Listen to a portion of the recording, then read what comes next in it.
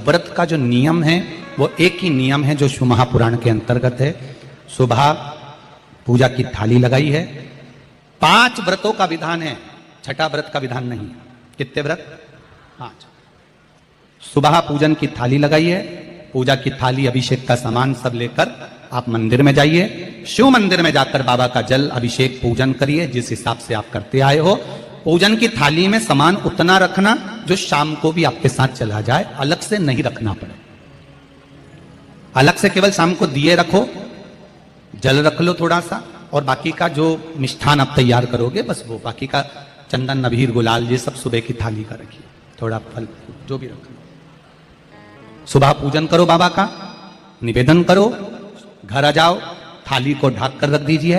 शाम को जब जाओ कोई प्रसाद उतना ही बनाओ जितना भगवान के लिए बना रही हो। ये नहीं कि खीर ज्यादा बना ली तो आधी हम यहां ले जाएं और आधी घर के लिए छोड़ दें, नहीं, उतना ही बनाओ जितना भगवान के लिए जाएगा, जिसमें से 3 हिस्से होंगे। एक पात्र में भरकर ले जाओ, दोने ले जाओ, कटोरी ले जाओ, प्लेट ले जाओ, जो तुम्हारी मर्जी पड़े, कागज ले जाओ, जो तुम्हारा मन पड़े वो ले जाओ। 6 दिए लेकर जाओ, बाबा के मंदिर में जाकर पूजन अर्चना करो। शाम को अभिषेक नहीं करना है, केवल छींटा देना है। थोड़ा सा जल जो बचा हुआ है उसमें से थोड़ा थोड़ा छींटा देकर, जल का थोड़ा सा छींटा देकर पूजन आदि कर कर, जैसी पूजन सुबह करी वैसे ही भाव से पूजन करो। 5 दिए थाली में से नीचे रख दो, छठवा दिया भी नीचे उतार दो थाली में से। 5 दिए लगाना जब प्रसाद के 3 हिस्से पूरे कर दो, प्रसाद के 3 हिस्से रख दो नीचे, फिर दिए लगा दो 5।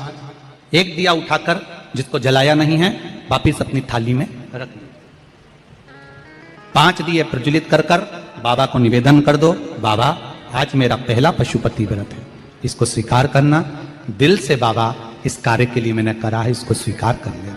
बहुत सुना बाबा पशुपति व्रत में कर रही हूं, मैं भी पूर्व में ना जाने कितनी योनियां ली होंगी, कौन सा मैंने बेकार कर्म करा होगा जो आज मुझे दुख भोगना पड़ रहा है। इस दुख को आप मिटा सकते हो क्योंकि आपका नाम पशुपति नाथ है। आप इसको मिटाइए, विनय करो, बाबा से विनती करो।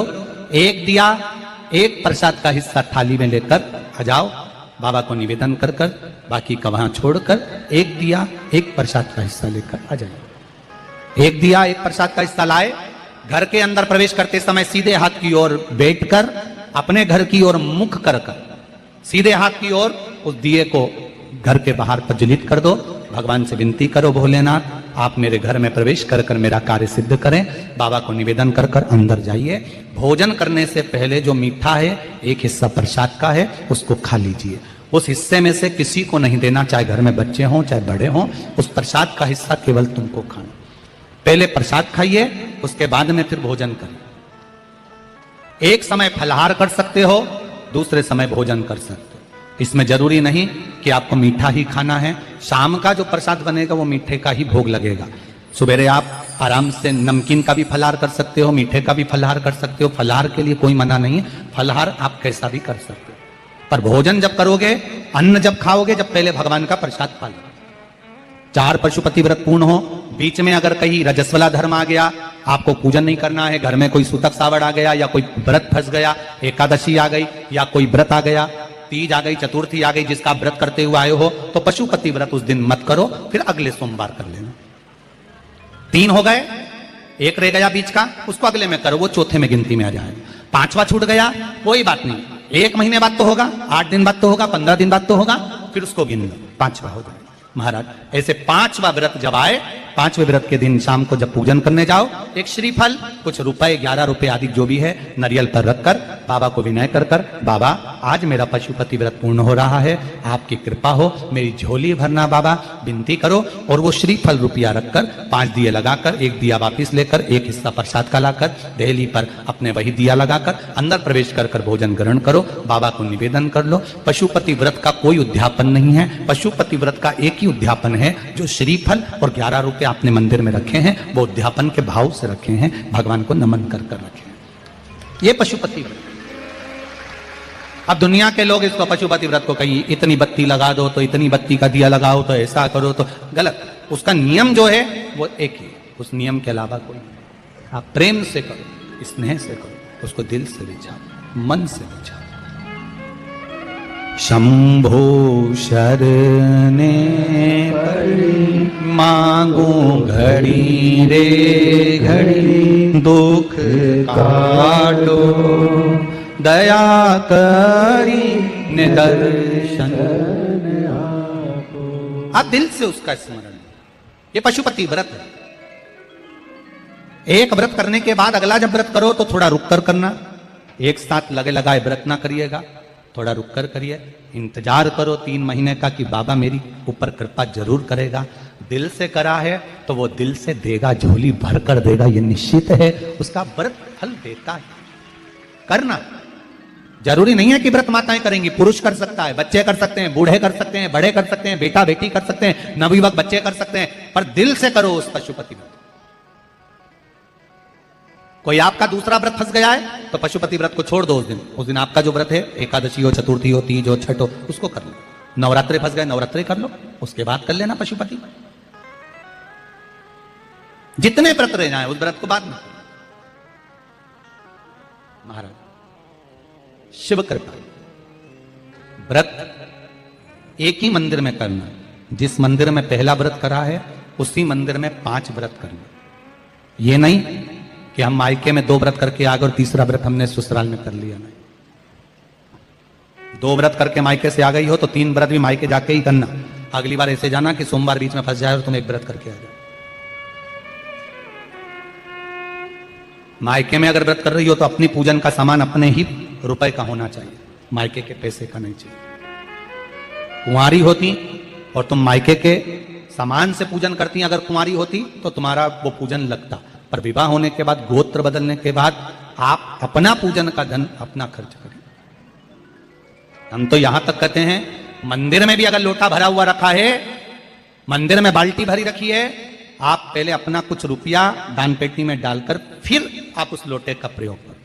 पीपल के पेड़ के नीचे पूजन करने गए, आंवले के पेड़ के नीचे पूजन करने गए, बड़ के पेड़ के नीचे पूजन करने गए, किसी की लगी लगाई थाली मिल गई, सामान मिल गया, उसके सामान में से आप मत चढ़ाइए। आपके पास जो सामग्री है आप उससे पूजन करिए। अपने पड़ोसी से 1 रुपया भी मांगकर भगवान को मत दीजिए।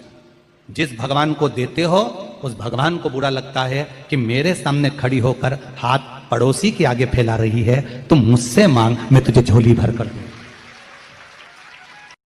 पत्र प्राप्त हुआ, बहुत सुंदर प्रश्न है आपका। गुरुजी, पशुपति व्रत में जो 6 दिए लगाए जाते हैं उसमें बत्ती गोल लगाना चाहिए कि लंबी लगाना चाहिए? प्रश्न बहुत अच्छा है, एक बार जोरदार ताली बजाओ भगवती साहू के लिए, बहुत अच्छा प्रश्न है। हमने पहले भी कथा में कहा कि शंकर भगवान के मंदिर में पार्वती भी है, शिव भी है, दोनों विराजमान है। आप दोनों तरह की बत्ती शंकर के मंदिर में लगा सकते हैं। जहां देवी के मंदिर में अकेली देवी होती है तो वहां पर फिर लंबी बत्ती का क्रम आ जाता है। पितरों की पूजन हो रही होती है, लंबी बत्ती का क्रम आ जाता है। पर जहां पर देवादिदेव महादेव भी हैं, पार्वती भी है, वहां आप गोल भी बत्ती समर्पित कर सकते हो और लंबी भी बत्ती लगा सकते हो, उसमें कहीं दोष नहीं आए।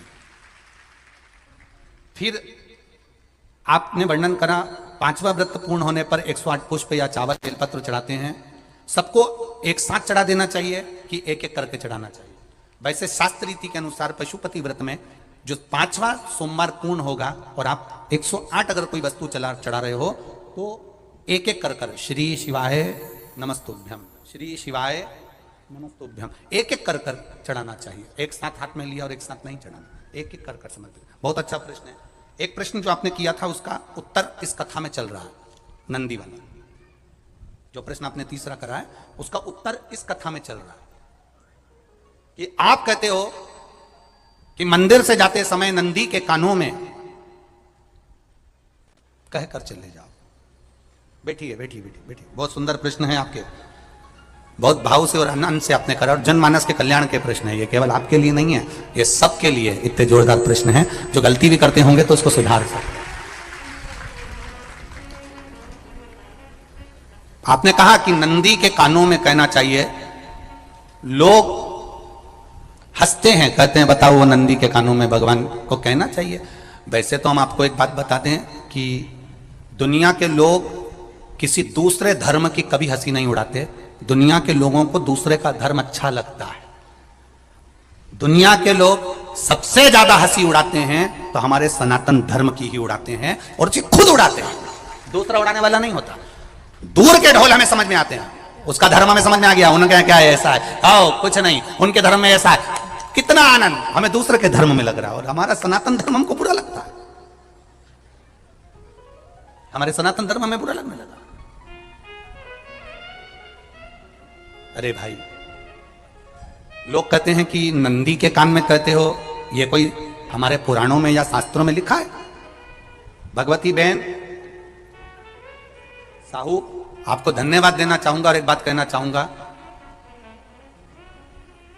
जितनी भी शिव महापुराण के अंतर्गत चाहे उपाय जो बताए जाते हैं कि बेलपत्री ऐसे चढ़ाना, काली मिर्च ऐसे चढ़ाना, चावल ऐसे चढ़ाना, धतूरा का क्या महत्व है, शमी के पत्ते का क्या महत्व है, बेलपत्री के पत्ते का क्या महत्व है, ये जितनी भी बातें बताई जाती हैं ये सब पुराण के अंतर्गत से बताई जाती है। अब दुनिया के लोग इसको चाहे टोटका कह दें, चाहे दुनिया के लोग इसे टोना कह दें, पर पुराण से हटकर कुछ नहीं।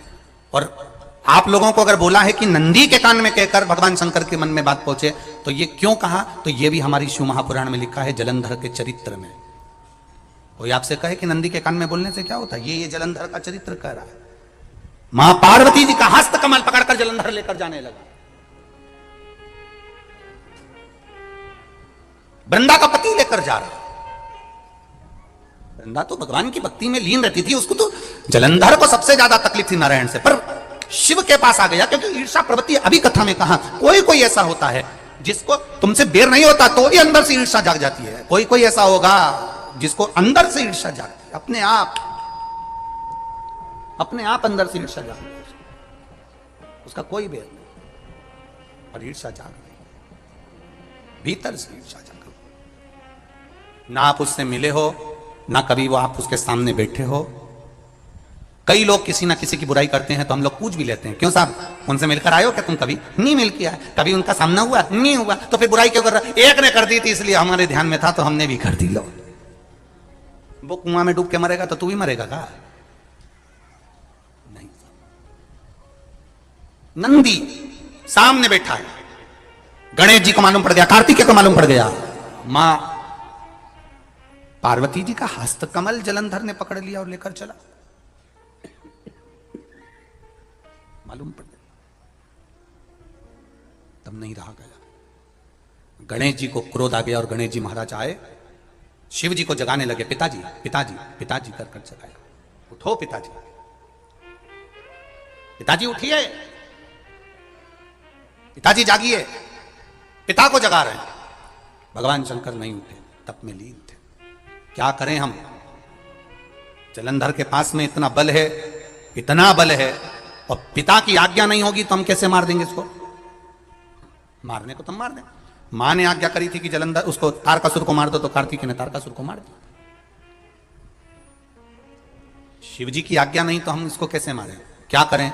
सब कुछ गणेश जी ने देख लिया, शंकर जी के ऊपर बहुत बहुत बहुत बहुत प्रार्थना कर कर देख ली, पर शंकर जी नहीं जागे। तब आखिरी में विनायक ने, गणेश ने, जितने लोग आस्था चैनल पर कथा सुन रहे हैं, जितने लोग फेसबुक यूट्यूब पर कथा सुन रहे हैं, इस बात को याद रखना कि नंदी के कान में कहने से क्या होता है वो ये इस कथा से सीख लेना। आखिरी में गणेश जी को लगा किसको कहूं, शंकर जी भी तप में है, नंदी भी तप में है, मैं किसको कहूं?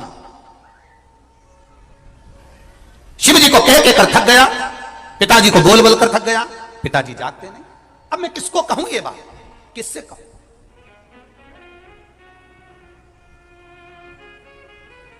विनायक गए सीधे अब नंदी के पास में। नंदी भी तप में लीन थे, शंकर जी की ओर मुख था, शंकर जी की ओर मुख था।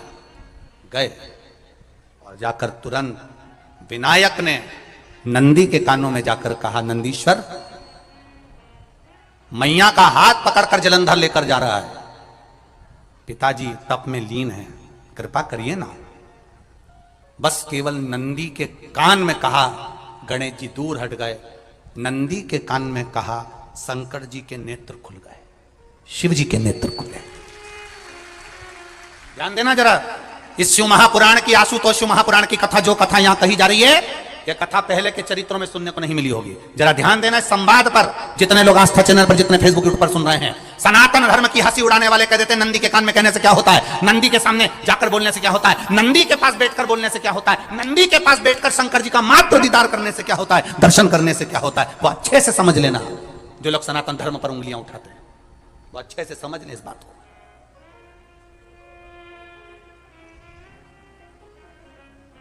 क्या होता है, नंदी तप में लीन, शिवजी तप में लीन, शिव नहीं उठ रहे। विनायक ने नंदी के कानों में जाकर कह दिया, नंदी के कान में जाकर कहा, नंदी के नेत्र नहीं खुले।